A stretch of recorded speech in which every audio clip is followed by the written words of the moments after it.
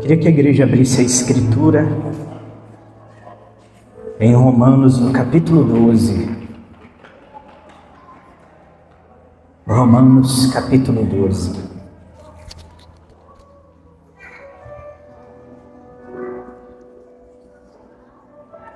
A partir do verso 3 está escrito assim. Eu queria que você, sentado, com a sua atenção, reverenciasse ao Senhor. Amém? Glória a Deus. Romanos, capítulo 12, a partir do verso 3. Porque pela graça que me é dada, digo a cada um dentre vós, que não pense de si mesmo além do que convém. Antes, pense com moderação, conforme a medida de fé que Deus repartiu a cada um. Porque assim como em um corpo temos muitos membros, e nem todos os membros têm a mesma operação, assim nós, que somos muitos, somos um só corpo em Cristo, mas individualmente somos membros uns dos outros. Eu quero te dizer aqui, Paulo está utilizando uma expressão que é muito, mas muito profunda. Ele está dizendo que você, sendo membro do corpo de Cristo, você é membro de mim mesmo e eu sou membro seu. Você já parou para analisar o significado disso, desta conexão, desta ligação? Eu sou o teu membro e você é membro de mim, de modo que só aqui nós poderíamos parar para refletir que o convite de Paulo para a unidade da igreja, para a união da igreja, é um convite de bem-estar individual. Porque no momento que você imagina que se uma parte do teu corpo necessita de cuidado, e de alguma forma você abandona essa parte do seu corpo sem os cuidados devidos, uma inflamação pode se tornar um câncer, e um câncer pode conduzir à morte. Eu me recordo de Bob Marley, que ele teve uma inflamação no dedo do pé, e por conta que ele tinha se convertido a uma religião, que ela era um sincretismo entre cristianismo e entre algumas fés africanas, dentre outras, ele decide, por conta da sua religião, não cuidar daquele dedo.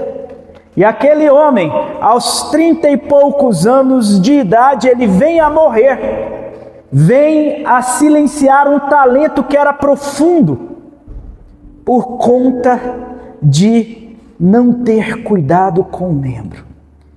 Primeira coisa que eu quero te dizer essa noite, e não é o fim da pregação não, é só o início dela. Cuide um do outro. Cuide como você cuida do teu próprio corpo. Olha para o irmão que está aí do seu lado. Olha para quem está aí perto de você. Ele é membro seu. E você é membro dele. Vocês não são membros de uma igreja que tem um CNPJ, pelo amor de Deus, não. A ECAD, ela existe como CNPJ com estatuto apenas para dar uma resposta. Para dar uma resposta à vida pública. Para dar uma resposta à vida civil, à legislação vigente.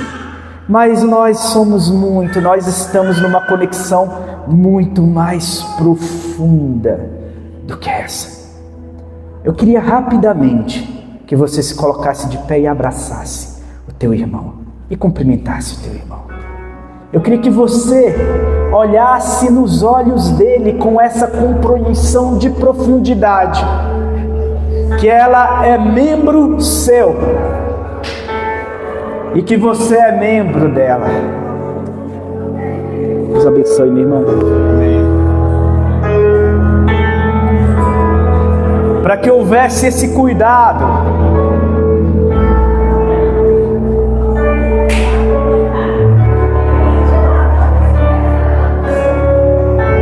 oh, aleluia,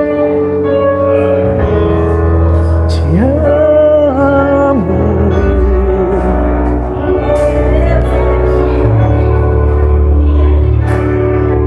em ti somos um.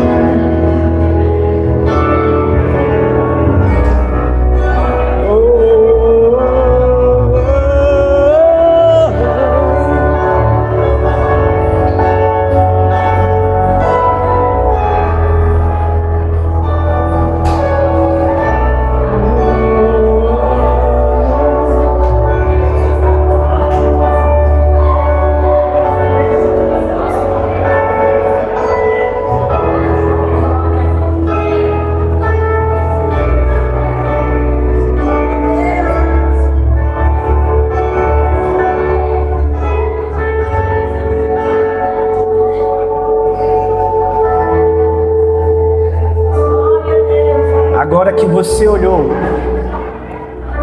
nos olhos do teu irmão, agora que você olhou com essa profundidade, compreendendo o significado disso, você não é membro de um CNPJ, você não é membro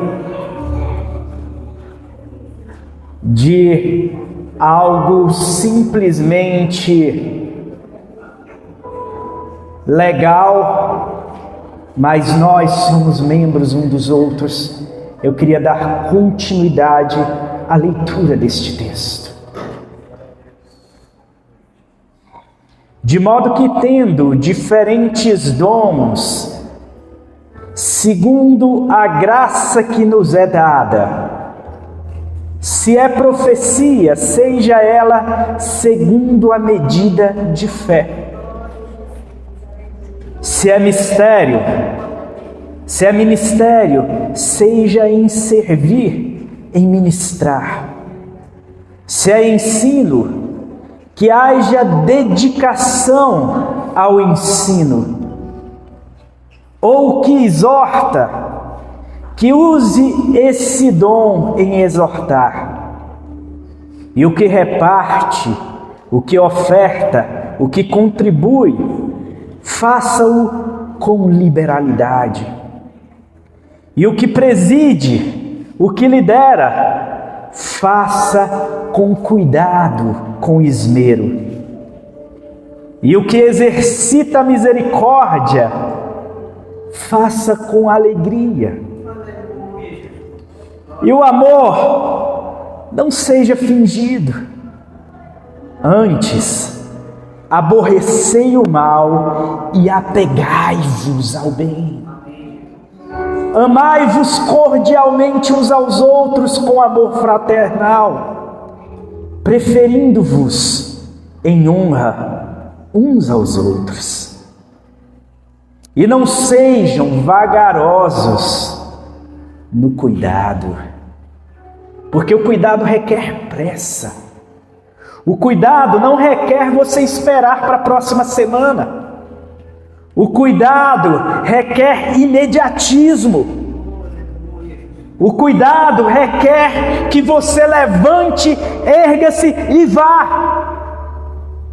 O cuidado é chamado para agora. O cuidado, ele não se esconde debaixo das desculpas, mas ele é urgente. E ele vai continuar dizendo: sede fervorosos no Espírito, servindo ao Senhor. Alegrai-vos na esperança, Sede pacientes na tribulação, perseverai na oração, comunicai com os santos nas suas necessidades. Ou seja, se alguém precisa de algo, que haja uma comunicação entre nós. E necessidade nem sempre é necessidade do que comer ou do que vestir. Há necessidades mais profundas. Há necessidades que estão aliançadas à alma, às emoções, aos sentimentos. E comunicar uns aos outros nisso requer comunhão, requer intimidade de corpo, requer intimidade como membros de Cristo. Segui a hospitalidade. E aqui ele dá continuidade. Abençoai aos que vos perseguem. Abençoai e não amaldiçoeis. Alegrai-vos com os que se alegram e chorai com os que choram. Sede unânimes entre vós. Em outras palavras, não fiquem de discórdia por bobagem um com o outro. Aprendam a caminhar na unanimidade. E ele diz: não ambicioneis coisas altas, mas acomodai-vos às humildes. E nós sabemos que justamente a quebra da unanimidade, seja de uma congregação, de uma família ou de qualquer outro tipo de sociedade que nós conhecemos, nasce justamente dessa ambição desmedida. Uma ambição desmedida destrói lares, uma ambição desmedida destrói amizades, uma ambição desmedida destrói uma congregação, uma ambição desmedida destrói a igreja. A ninguém torneis mal por mal. Procurai as coisas honestas perante todos os homens. Se possível, o quanto estiver em vós essa possibilidade, tende paz com todos os homens. Não vos vingueis a vós mesmos, amados, mas dai lugar à ira, porque está escrito: minha é a vingança, eu recompensarei, diz o Senhor. Portanto, se o teu inimigo tiver fome, dá-lhe de comer, e se tiver sede, dá-lhe de beber, porque fazendo isto, amontoarás brasas de fogo sobre a sua cabeça, a sua consciência vai se queimar. Não te deixes vencer do mal, mas vence o mal com o bem. Numa resposta bem simples à experiência da boa, agradável e perfeita vontade de Deus, Paulo, ele continua escrevendo esse texto de Romanos. Porque para muitas pessoas, a boa, agradável e perfeita vontade de Deus é algo extremamente misterioso, distante, é algo praticamente impossível de se alcançar. Paulo aqui está traduzindo de um modo simples. Ele está falando, ele está dando conselhos extremamente práticos, e a estes conselhos nós acrescentamos muitos outros. Eu gosto de recordar que quando Jesus vem ao mundo, ele vem justamente para simplificar a consciência destas coisas. Hoje foi lido aqui Mateus capítulo 23, quando Jesus exerce um juízo duro aos fariseus religiosos. Note que o farisaísmo, quando ele surge, ele vem como consequência quase que seguida de um reavivamento que houve nos tempos de Esdras e de Neemias. E o farisaísmo, ele não surge com uma má intenção. Pelo contrário, ele nasce com a intenção de colocar na mão do povo, de tornar mais popular possível a leitura e a compreensão da lei. Note que, por causa da diáspora, a diáspora é quando o povo de Israel é espalhado na face da terra. Por conta do povo de Israel ter sido espalhado em toda a face da terra, em os mais distantes lugares, nasce uma necessidade de se vincular à lei do Senhor e de não se esquecer mais da lei do Senhor, mesmo que o templo esteja distante, porque o templo de Jerusalém ficava distante e inacessível para a maioria das pessoas. Para o povo judeu, e Judá era uma nação que naquela época ficou diferente, se separou da nação de Israel. Judá e Israel eram nações diferentes, com seus reis próprios. Israel é levado para o cativeiro e Judá ainda se mantém próximo ao templo, mas por um período curto, até que tudo se acabe. Então, aquele povo é levado ao cativeiro babilônico, um cativeiro que foi profetizado por Isaías, foi profetizado por Jeremias, e agora eles estão totalmente distantes da terra deles por conta da desobediência. E quando o Senhor os traz de volta do cativeiro para Sião, e o Senhor os traz novamente para a região de Jerusalém, e eles podem habitar novamente aquela terra que o Senhor prometera a Abraão, que o Senhor confirmou a promessa a Jacó, e que o Senhor trouxe o libertador, o profeta Moisés, para conduzi-los pelo deserto, e por fim chega em Josué e entrega a Josué aquela terra em suas mãos. Agora eles ali de volta, eles começam tendo uma necessidade de criar algo que conduza o coração das pessoas a nunca mais se esquecer do Senhor. Note que o farisaísmo é justamente o porquê a religião judaica é tão consistente nos dias de Jesus. Porque se você lê a Escritura toda, se você passa por Juízes, cada um começa a fazer o que quer. Logo depois que Josué morre, o pessoal já começa a distanciar os seus corações do Senhor e começam a erigir um monte de altares a outros deuses, a Baal, a Maloque, a diversos outros deuses são erguidos altares, e por conta disso, a mão do Senhor sempre se estende castigando, porque o Senhor ama. E aí, de desobediência em desobediência, culmina no cativeiro babilônico. E não somente isso, é porque a nossa Bíblia não conta algumas histórias, não conta os conflitos que houve do povo judeu com os macedônios, que quando se ergue o Império Alexandrino e os macedônios eles crescem, mais uma vez os judeus, há uma nova separação, há uma nova diáspora, há um novo espalhamento do povo judeu por vários lugares.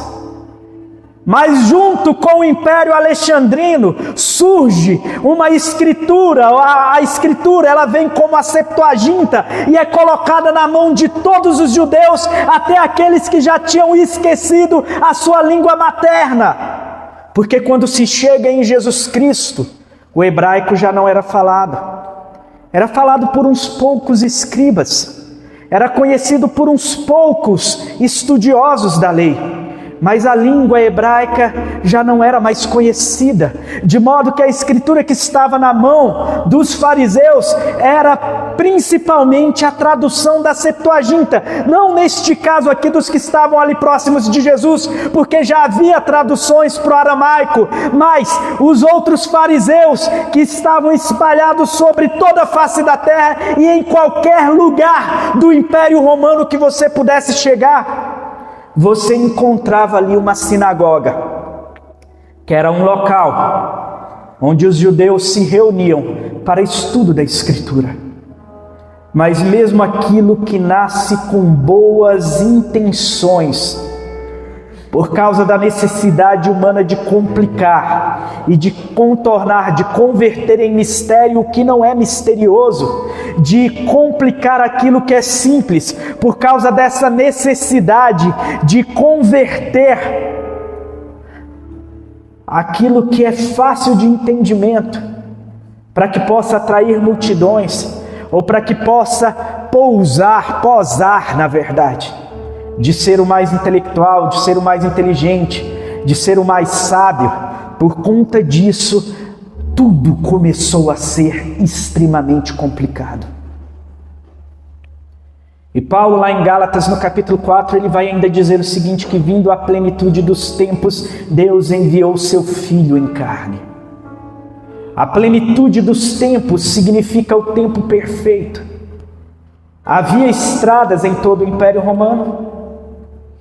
Havia, em todas as cidades principais do Império Romano, haviam sinagogas, ou seja, haviam pontos para se iniciar a pregação do Evangelho. E Jesus vem para descortinar, arrancar o véu que colocava uma barreira de acesso entre nós e o Senhor. E este véu está estabelecido principalmente no intelecto. E é por isso que os conselhos, eles são tão simples. A maioria das pessoas são atraídas por um evangelho de magia, um evangelho de complicação, um evangelho onde tenta se auto-justificar, dizendo que agora descobriu como que se faz a roda. Mas está tudo muito simples. A boa, agradável e perfeita vontade de Deus vem se resumindo. Paulo, ele vem trazendo isso numa clareza que chega a ser gritante. Que eu digo para você, qualquer um que leia aqui, é você abrir, ler e dizer: agora eu entendo, mas é só isso? Não é possível que seja só isso. E eu digo para você, é só isso. Nada mais. O que for acrescentado aqui, que seja anátema. E ainda que outro, Paulo diz, ainda que eu mesmo venha a lhes anunciar outro evangelho diferente deste que vos tenho anunciado, que eu seja anátema. Ainda que um anjo do céu ele vem aqui e anuncia um evangelho diferente deste, que ele seja anátema. Considerar isso, igreja, considerar isso faz com que se amplie a sua consciência. Ao mesmo tempo, você entende que você se torna quase que imune a todos os vendilhões de doutrinas, a todos os mestres do nosso tempo que tentam criar uma teoria diferente. Mas é impressionante como as novas teorias ainda nos chamam a atenção. Qualquer um que se levantar diante de vocês e começar a dizer algo, sei lá, trazendo algo para dentro do Evangelho, seja uma filosofia. E eu acho impressionante que o Evangelho ocidental, ele se mesclou profundamente com a filosofia. Os estoicos, com todo o moralismo deles, por meio de Marco Aurélio, que ele é tão exaltado pelos estoicos, mas foi um terrível perseguidor da igreja.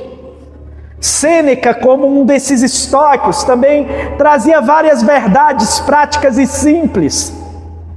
E aí, o Evangelho parece que tem uma necessidade para fazer a sua própria defesa, de levar as mãos e trazer algo do platonismo, e trazer algo do aristotelismo, para dentro de si. Nós precisamos pensar o Evangelho de modo sistemático. E é por isso que todos aqui já ouviram sobre a teologia sistemática.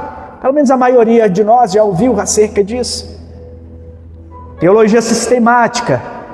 Nós aprendemos teologia, o estudo acerca de Deus; pneumatologia, o estudo acerca do Espírito Santo; cristologia, o estudo acerca de Cristo; soteriologia, o estudo acerca da salvação; escatologia, o estudo acerca das últimas coisas; angeologia, o estudo acerca dos anjos; demoniologia, o estudo acerca dos demônios. Todos esses critérios, essa necessidade de sistematizar, a gente não consegue enxergar isso aqui, porque de fato é tudo tão simples. Mas o teu coração, ele tem uma necessidade de buscar o que é complicado. Eu tenho uma inclinação voraz, sedenta, faminta do fruto da ciência do bem e do mal. E o fruto da ciência do bem e do mal só complica as coisas. O fruto da ciência do bem e do mal só deixa as coisas mais difíceis. Mas eu tenho essa necessidade quase que absoluta disso. Paulo mais à frente ele vai dizer: deixem de complicações. Pare de buscar discussões intermináveis acerca de genealogias, acerca disso, acerca daquilo. Para se ter uma ideia, todos os cismas, todas as divisões que houve na igreja, todas as divisões se deram por causa de complicações.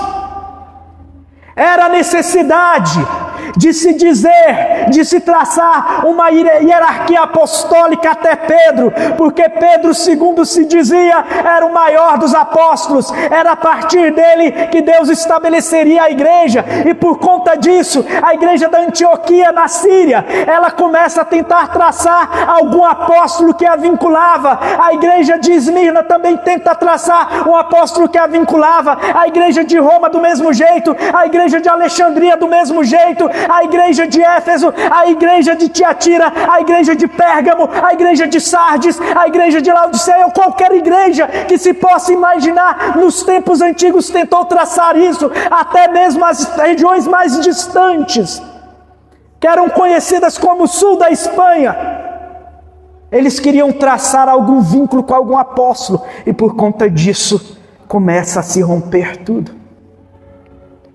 E a igreja oriental vai se distanciando da igreja ocidental. Depois disso, dentro da própria igreja ocidental, por meio de movimentos como o montanismo, de outros movimentos como o donatismo, mais à frente, a reforma protestante se torna necessária, porque a igreja católica romana tinha se afastado tanto, mas estava tão distante da simplicidade do evangelho, dessa simplicidade aqui, que a igreja precisa romper, para que possa novamente simplificar. Mas não. Começa-se novamente a criar teologias, começa-se a criar pragmatismos, práticas, começa-se a criar visões de mistério, começa a se criar revelações, profecias, começam a se criar tantas coisas, e novamente se complica. E a boa, agradável e perfeita vontade de Deus parece que fica distante da gente. Nos nossos dias,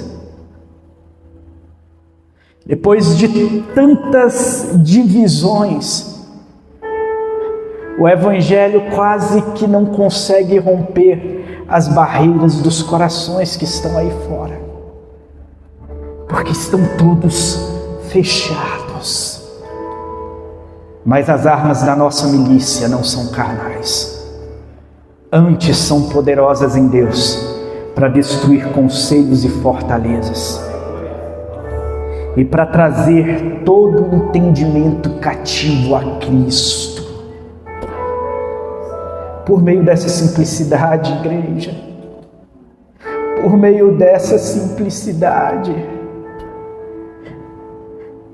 por meio de coisas assim, por meio de não ser o amor fingido, por meio do aborrecer o mal e apegar-se ao bem, por meio do amor cordial entre uns e os outros, por meio da preferência entre uns e os outros em honra, por meio de não ser vagaroso no cuidado, mas ser fervoroso no espírito servindo ao Senhor, por meio da alegria na esperança, por meio da paciência na tribulação, por meio da perseverança na oração, por meio da comunicação dos santos uns entre os outros conforme as suas necessidades, por meio de uma igreja que segue em si mesma a hospitalidade, por meio do abençoar aos que nos perseguem, e por meio do se alegrar com os que se alegram e do chorar com os que choram, por meio da unanimidade e por meio da não ambição. Mas que igreja que nós vemos hoje? Uma igreja ambiciosa, uma igreja que necessita de poder, uma igreja que mais do que tudo, ela tem que montar uma representação legislativa para defender os seus próprios direitos.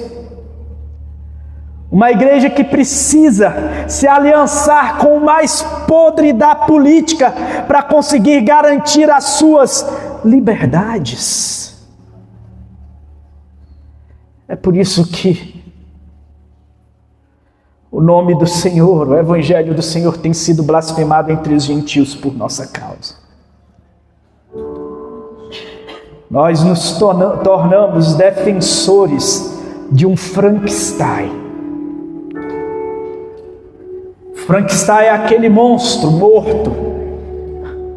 Um doutor chamado Frankenstein pega um monte de pedaços de mortos e ele vai costurando, vai juntando, vai colocando isso, vai colocando aquilo, e coloca o cérebro de um, mete parafuso de um lado, coloca daqui do outro, olhos de outro. E depois que está aquele bicho todo remendado, monstruoso, horrível, ele precisa se valer da magia que ele chama de ciência. E através da sua ciência, da sua capacidade intelectual, do seu intelecto, ele consegue, se valendo do trovão e das forças naturais, ele consegue trazer vida àquele monstro. Mas um monstro que é naturalmente rejeitado, parece que é isso que a igreja virou. Deixou de ser uma igreja orgânica, que cresce como um corpo cresce, que cresce naturalmente como uma criança que vai se desenvolvendo. Deixou de ser uma igreja que sente para ser uma igreja totalmente monstruosa, uma igreja que existe debaixo de remendos. É isso que nós nos tornamos. E a grande tristeza do Frankenstein é que qualquer um que olha para ele, olha para aquela anomalia, e olha para aquela figura desfigurada, e olha para aquilo que gera angústia, o despreza. E o Frankenstein se revolta porque não é aceito. A igreja, quando ela se figura e se reveste da face de Cristo e imprime nela mesmo o rosto de Cristo, sim, o mundo a rejeita, mas porque rejeita a glória do Senhor, mas porque rejeita a bondade do Senhor, mas porque rejeita a graça do Senhor, mas porque rejeita a sinceridade, a verdade, a justiça, porque rejeita a benignidade, porque rejeita o amor. Nós, amados, precisamos retornar para essa simplicidade. Então, somente para isso, abandonando este ser desfigurado, que hoje eles tentam converter em igreja. E como que nós somos reconhecidos? Através dessa pureza doutrinária, dentro dessa simplicidade aqui. A ninguém torneis mal por mal. Procurai as coisas honestas perante todos os homens. Se possível, quanto estiver em vós, tende paz com todos os homens. Não vos vingueis a vós mesmos, amados, mas dai lugar à ira, porque está escrito: minha é a vingança, e eu recompensarei, diz o Senhor. Portanto, se o teu inimigo tiver fome, dá-lhe de comer. Se tiver sede, dá-lhe de beber, porque fazendo isso amontoarás brasas de fogo sobre a sua cabeça. Para finalizar aqui, no Sermão do Monte, depois que Jesus ele nos convida a exercer a justiça sem nenhum tipo de hipocrisia, no capítulo 5, no final do capítulo 5, ele diz: aquele que fizer justiça dando esmola a alguém, que a tua mão direita se esconda da tua mão esquerda, para que não saiba. Ele vai dizer o seguinte, no verso 48 de Mateus 5: sede perfeitos, como vosso Pai nos céus é perfeito. Nota que é uma frase imperativa. E não está no Velho Testamento não, gente, é o Jesus falando. Para quem tem medo do Velho Testamento, não está lá não. Sede perfeitos, como vosso Pai que está nos céus é perfeito. Meu Deus do céu, Jesus condenou a gente com essa palavra, não condenou?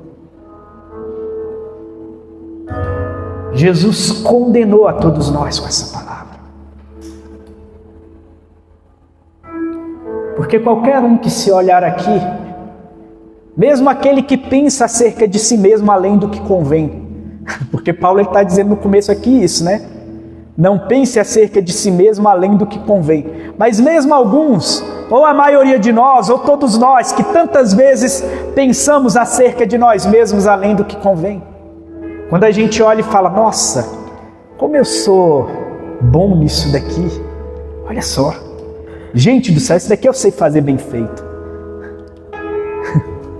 E tudo que o homem normalmente ele aprende a fazer bem feito, ele acaba adorando o que ele cria. O cara que olha para uma madeira e aprende a esculpir bem, ele normalmente acaba fazendo um ídolo. Ele fala: cara, tá tão bonito que eu vou te adorar. Tá tão bem feito que eu vou te adorar. Jeremias, por exemplo, ele vem acusando o tempo todo disso. Ele vem falando o tempo todo contra isso. Vocês pegam madeira, aprendem a esculpir, colocam a arte das vossas mãos ali, e agora vocês convertem tudo no contrário do que era para ser, porque eu disse: façamos o homem à nossa imagem e semelhança. E aí o homem vem e fala: quer saber? Façamos um Deus à nossa imagem, segundo a nossa semelhança. Olha que nariz mais bonitinho, olha o beicinho, vou fazer uma harmonização facial neste Deus aqui. Vou deixar ele cada vez mais agradável para os meus olhos. Quando nós compreendemos isso tudo e nós retornamos a esta consciência da simplicidade, a primeira coisa que nós fazemos é deixar de achar que sabemos muito.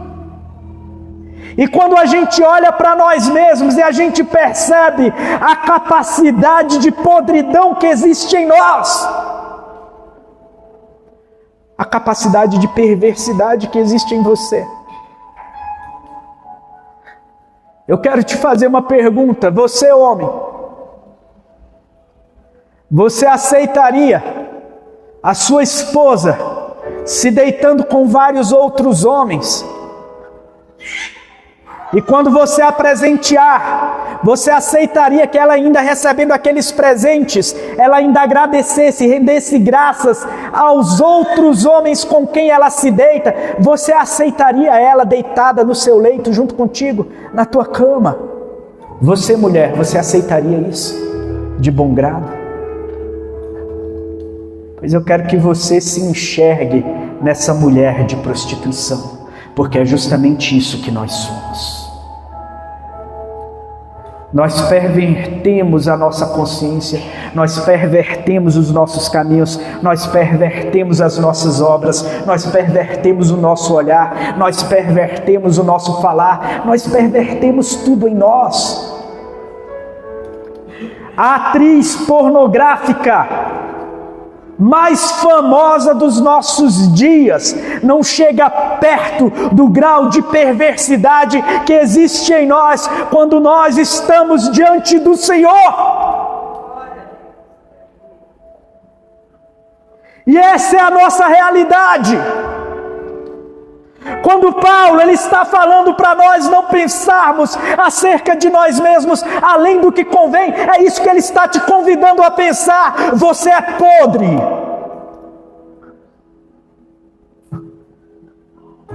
Se há uma coisa que nós merecemos, é o fulgor, é o furor, é o calor da ira de Deus sobre nós. Mas Ele te alcançou com graça.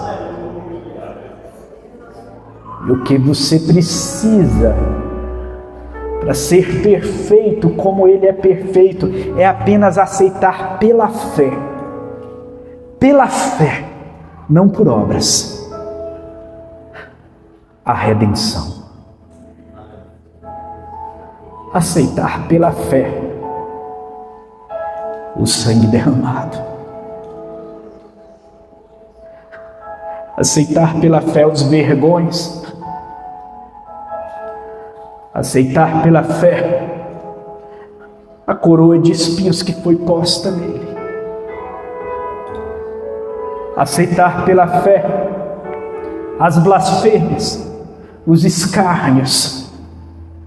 Aceitar pela fé os xingamentos. Aceitar pela fé os esbofeteamentos. Aceitar pela fé que tudo que foi colocado sobre ele, todo castigo, foi para que hoje, você que é essa prostituta perversa, vil, podre, você pudesse se revestir de vestes limpas, nupciais, e se apresentar a Ele como uma virgem pura e imaculada. Sede perfeitos como Deus é perfeito significa reconhecer o teu mal. Mas acima de tudo significa reconhecer a bondade dEle, que nos resgatou, nos tirou da boca do mais profundo inferno e nos trouxe para junto do seu coração, para o reino do Filho do seu amor. É isso, igreja, tão somente isso. Fique de pé em nome de Jesus.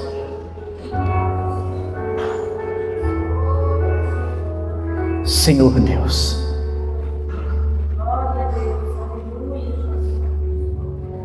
quem somos nós, Senhor?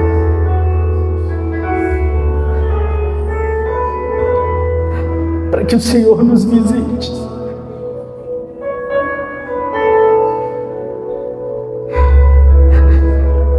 Oh, meu Deus, mas o teu braço forte se estendeu a nós e agarrou as nossas mãos. Nós que éramos pecadores, perversos, nós que éramos maus, e o Senhor nos trouxe para junto do teu coração. Nós que somos dignos de morte, agradou o Senhor moer o teu filho.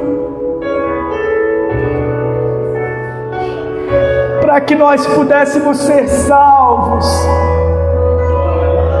para que agora novamente se estabelecesse um relacionamento de paz entre nós e Deus, Senhor. Perdoa, Senhor, a nossa nação, a nossa geração que coloca tantas coisas como mediadoras desta aliança, Senhor. Perdoa, Senhor, aqueles que tentam colocar as próprias obras, aqueles que tentam colocar algum santo, alguma santa, algum ídolo.